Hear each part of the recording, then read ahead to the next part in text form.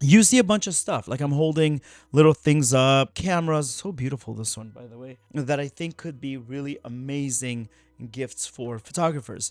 But some of them I use a whole lot. In fact, I overuse. Some of them I barely use and they're just collecting dust. We'll go over that too. And I'm going across the range of price tags. So, well, let's go first. Let's go big and let's go really big with the first one. The most beautiful lens in the history of photography. A lot of history lessons today is the 2470 lens. Now, this one is a Tokino one. I have a Sigma one, and then I'm filming with one right now, which is a Canon one.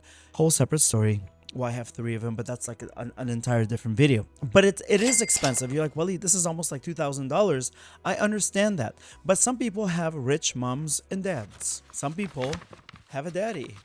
And some people have a sugar mama. It's your life. I'm not here to judge. I'm here to make sure that you have the right gifts so you have success in your photography. You have the right tools. But then there's a lot of people that buy you like gifts for $25, $50, $100.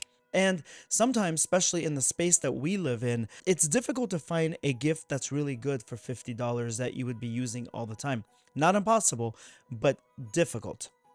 So I always suggest to people, why don't you guys pool your money together? And maybe like, for example, people are like, I know you want to buy this. We found a good used one. It's 700 bucks. So your friends collectively collect like say $400, and then maybe you add a little bit on top of it, or family, etc. So think about it. Use is even beautifully brilliant, etc. The second one is let's transport ourselves to being on set. In fact, this was inspired by a thread by Ridwan from South Africa. He will be in my upcoming podcast, which I had a slight pause in my life. But basically, you have these little tents right here. These tents are lifesavers. These tents are things that you should be using on set to make sure that you protect the modesty and the privacy and the self-respect of a model that you're photographing. There are tents like this one for about 65 bucks, or this one for about $100, and a few other ones. I'm gonna link everything in the show notes so you know what I'm talking about. They're small, they're foldable, not a real word, but let's not gamble with people's genitals. We are not playing genital roulette.